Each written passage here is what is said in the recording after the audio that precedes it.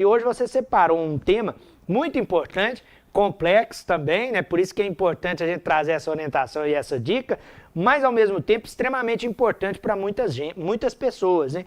Porque vamos falar aqui sobre a hemodiálise, né? Que dependendo de algumas circunstâncias, pode garantir para você um benefício. Esse é o pensamento, né, Júlia? Isso, exatamente. Bom dia. Bom dia a todos que estão nos assistindo. Hoje o tema que a gente separou foi hemodiálise e benefícios do INSS.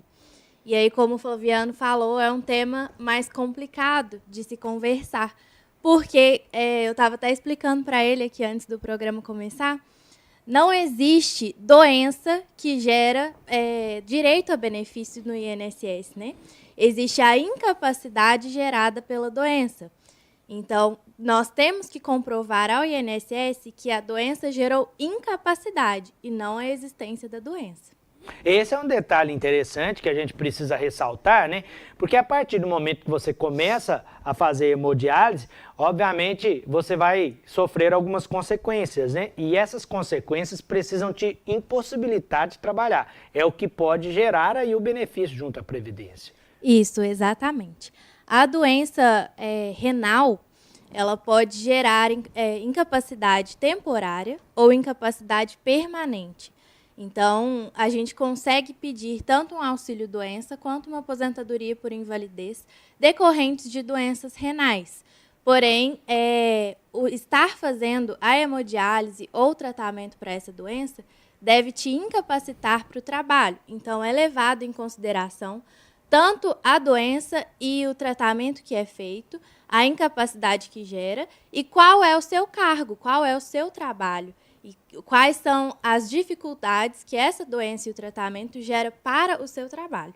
Você citou um ponto que eu acho que é o mais importante a gente esclarecer aqui para os telespectadores, é que a função que você exerce, né, o cargo que você tem, ele contribui muito para a definição da concessão do benefício ou não. Porque tem algumas profissões, só para as pessoas poderem entender, a Júlia vai com certeza poder explicar isso com mais propriedade, tem algumas profissões que mesmo com as limitações, né, do tratamento, você consegue desenvolver. E aí a Previdência, entendendo isso, ela nega o benefício.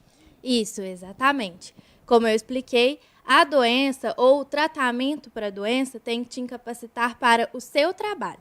Então, o exemplo que eu gosto de dar é que vamos supor que eu sofra um acidente e eu tenha que amputar uma perna. Eu vou conseguir continuar trabalhando normalmente, porque eu sou uma advogada. Eu trabalho com o pensamento e, no máximo, as mãos ali para digitar, mas eu vou continuar conseguindo atender e fazer o meu trabalho. Porém, se eu fosse uma trabalhadora braçal, por exemplo, um pedreiro que perde a perna, não consegue mais trabalhar. Então, a incapacidade é gerada de acordo com a sua função. Uma das principais formas, né, de comprovar essa incapacidade é através da perícia, Júlia? É o procedimento mais fácil? Sim, é o procedimento único, basicamente. Primeiro, a gente tem que conseguir um bom laudo do médico que está fazendo o tratamento da doença, mas o melhor ponto para se comprovar a incapacidade é a perícia, tanto no INSS quanto na Justiça. Então, a perícia deve ser muito bem feita e você deve ser bem orientado para chegar na perícia e mostrar para o perito exatamente todas as suas dificuldades. É importante sempre ter esse contato direto com o profissional também para te auxiliar, né? A gente sempre ressalta isso, porque você ganha tempo, né? Muitas vezes você pode entrar com o processo, principalmente hoje o de incapacidade, que permite aí algumas facilidades, e aí se você não tiver, né, com toda a documentação, todo o processo já montado, você pode perder o tempo de resposta da Previdência, e depois tem que entrar com recurso. Então esse contato antes com o profissional, até mesmo para poder entender o seu caso, faz toda a diferença. Faz sim. Especialmente na organização de documentos, saber se o laudo é bom ou se o laudo é ruim, para poder, se o laudo for ruim, procurar outro, pedir o médico para fazer outro. No escritório, a gente pode até enviar uma carta para o seu médico explicando a situação para ele poder fazer o laudo de acordo com o que o INSS precisa, né, analisar. Então, essa conversa com o profissional especializado é muito importante, porque você pode conseguir dar a entrada sozinho, Porém, às vezes você não vai conseguir comprovar tudo que é necessário que seja comprovado. Então, quando você tem essa conversa com a gente antes, a gente já organiza tudo e deixa tudo pronto para o perito só poder confirmar a sua incapacidade e conceder o benefício. E estamos falando aqui, gente, de um benefício da Previdência. Então, atenção quanto a essa informação que eu vou perguntar agora para a Júlia. Tem alguns critérios, né, da situação, principalmente de condição de segurado, né? Por exemplo, quem nunca contribuiu na Previdência não vai conseguir um benefício. Você tem o benefício social, que é um pouquinho diferente, mas a gente está falando aqui de um benefício que requer tempo de contribuição, requer aí uma situação de segurança junto à Previdência, então tem alguns critérios em torno disso. Sim, tem alguns critérios que são qualidade de segurado e carência. Os critérios para geral de auxílio-doença e aposentadoria por invalidez, que são os chamados benefícios por incapacidade. Porém, como o doutor Augusto, semana passada, contou para vocês, a gente tem uma lista de doenças que são isentas de carência. E carência é a quantidade mínima de contribuições que você tem que fazer antes de fazer o pedido de aposentadoria ou de auxílio-doença. No caso aqui, como estamos falando de hemodiálise, nefropatia grave, que são doenças renais graves, são doenças que isentam de carência. Então, o requisito que você vai ter que comprovar é apenas a qualidade de segurado. Você não precisa comprovar as 12 carências mínimas para pedir o benefício. Orientação importante. Aí cai naquilo que a gente sempre fala também, né? Planejamento previdenciário, cuidado, né? Faz aí esse pensamento, essa prevenção futura, porque as pessoas têm o péssimo hábito de lembrar da Previdência só quando precisa, né? E aí só quando precisa, muitas vezes, você vai esbarrar em alguns obstáculos, né? Principalmente quando a gente está falando de saúde, que é o caso do tema que a Júlia trouxe hoje, né? Porque a Previdência, ela tem esse papel, né? Não só, muitas vezes as pessoas pensam só em aposentadoria, mas esse papel de segurança, nesse momento relacionado à saúde, é um dos métodos mais eficientes e importantes da Previdência. Sim, a aposentadoria e benefícios por incapacidade são o carro-chefe da Previdência Social. Então, é muito importante vocês não esquecerem de contribuir ao INSS, de planejar a sua vida, porque pode chegar um dia que você vai precisar de receber um benefício e aí, por coisa boba, por uma contribuição, 2, você não vai conseguir.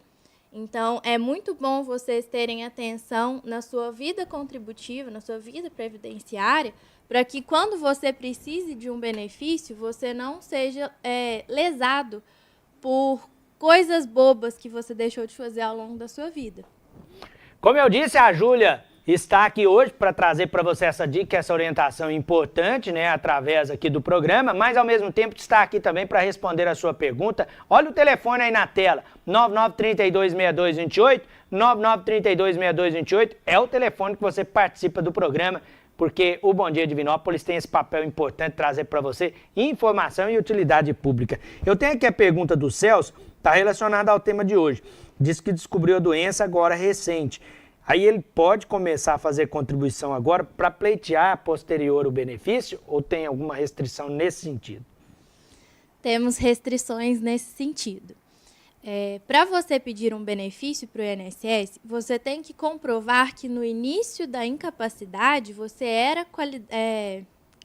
tinha qualidade de segurado. Então, se você descobre a doença hoje e começa a contribuir amanhã, o INSS entende que você só começou a contribuir para receber o benefício. Então, por isso que alguns benefícios têm as carências mínimas e a necessidade de qualidade de segurado. Então, no caso, quando você descobre a doença e não tem nenhum desses requisitos, começa a contribuir depois, o INSS consegue te dar um benefício caso a doença seja piorada. Então, se ela tiver uma piora muito grave e você conseguir comprovar isso, aí sim você consegue o benefício. Porém, se a doença continuar na mesma, aí não vai ter direito porque você começou a contribuir depois que descobriu a doença.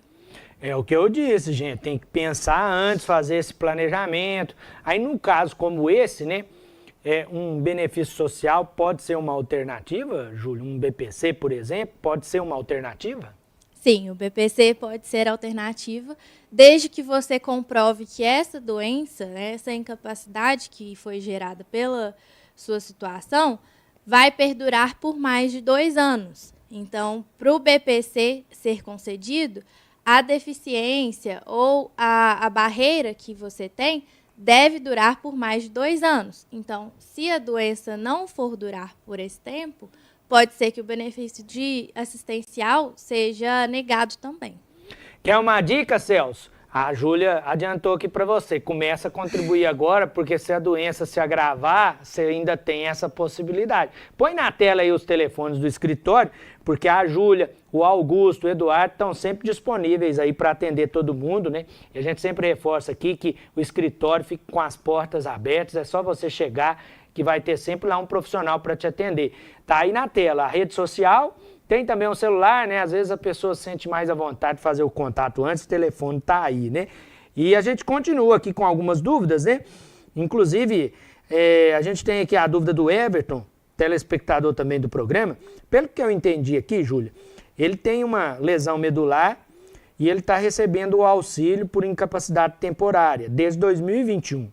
Aí ele foi até sugerido para ele a tentativa aí da mudança, né, para incapacidade permanente. Tem possibilidade de mudar o benefício? Pelo que eu entendi, essa é a pergunta. Nós temos essa possibilidade. A orientação do escritório é que a gente tente diretamente na justiça uma conversão de benefício. Então, se você recebe um auxílio-doença, a gente pode entrar na via judicial, pedir outra perícia, dessa vez com o perito da Justiça, para analisar se o seu caso será permanente ou não. Se for constatado que o seu caso é permanente, é possível que o juiz te dê a conversão do auxílio-doença para aposentadoria por invalidez. Eu tenho aqui outra dúvida interessante também da Soraya. Ela está dizendo que recebe o BPC. Aí é o seguinte, ela pode abrir um MEI? Isso pode interferir na questão do benefício? O MEI, se ele for usado apenas para contribuição ao INSS, ou então que a renda trazida, né, por começar a trabalhar como MEI, ela não atinja o limite máximo aceito pelo BPC, ele não vai interferir. Mas se você começou a trabalhar agora, abriu um MEI, abriu uma empresa, começou a receber, e esse valor que você recebe ultrapassar o limite aceitado, aí pode interferir sim. Gente, o BPC é um benefício social que tem como critério a renda, né? Se você abre um MEI e começa a ter uma renda melhor, a Previdência entende que você não precisa mais do benefício, né? Ele tem esse caráter social, é para te ajudar na questão de complemento de renda. Aí se você está numa situação financeira melhor, e a gente fica com essa expectativa que todo mundo melhore a situação financeira, você deixa de ter direito ao benefício, né? Isso, porque o BPC é um benefício devido a pessoas que estão em situação de vulnerabilidade social. Por isso, ele é ligado à renda da família. Então, se a situação de vulnerabilidade não existe mais, o benefício não é devido mais. Então, se você melhora de vida, você consegue mais renda e sai dessa situação que a gente chama de miserabilidade, o benefício não é devido mais. Eu tenho outra dúvida aqui, ligada ao MEI também. É a Edila. Obrigado, viu, Edila, pelo carinho e pela audiência. Ela está dizendo que tem 60 anos e ela contribui através do MEI. E aí ela já completou os 15 anos de contribuição. Só que está com 60 anos, então tem a expectativa de se aposentar em 62. Aí ela quer saber se, a partir de agora, né, que completou 15 anos, ela pode pagar daquela forma, 2 vezes ao ano, para poder garantir a situação do segurado. Qual que é a orientação nesse caso, Júlia? A orientação nesse caso é exatamente essa ideia que ela tem. Completou os 15 anos, você não precisa pagar todo mês mais. Você pode pagar só no limite da qualidade segurado. Por quê? Quando a gente tem a qualidade segurado e para de pagar o INSS te dá um tempo que a gente chama de graça. Então, pode ir de 1 a 3 anos. Você precisa analisar a sua situação e ver qual será o seu tempo de graça, porque cada pessoa vai ter um. Mas entre 1 e 3 anos, é o tempo de graça possível de ter. Dentro desse tempo, se você fizer contribuição, dependendo da forma que vai ser feita, se vai ser facultativo, se vai ser contribuinte autônomo, aí dependendo você pode pagar uma vez ao ano, 2 vezes ao ano. Porém, é importante ressaltar aqui que para pagar desse jeito tem que dar baixa no MEI, porque se você atrasar o MEI e pagar só 1 ou 2 parcelas por ano dele, ele fica entendido como dívida ativa. Então, para poder pagar dessa forma, primeiro tem que finalizar o MEI, depois contribuir com o carnê. Outra dica importante, tá, gente? O MEI, ele tá ligado à Receita Federal, né? Ele também é considerado, né, para questão, principalmente, de fins de segurança junto à Previdência, mas você tem uma outra finalidade. Então, o planejamento é o melhor caminho, sempre procurar o profissional para entender o seu caso e fazer da melhor maneira, para você continuar tendo os benefícios da Previdência e, ao mesmo tempo, garantindo aí o seu direito. Por isso que os contatos estão aí na tela. Tem a rede social, tem o telefone e tem o escritório físico que fica em frente à Previdência, aqui na 1º de junho. Na Getúlio Vargas, perdão. Getúlio Vargas 327, bem de frente o INSS. Bem em frente à Previdência, fica a dica aí para você.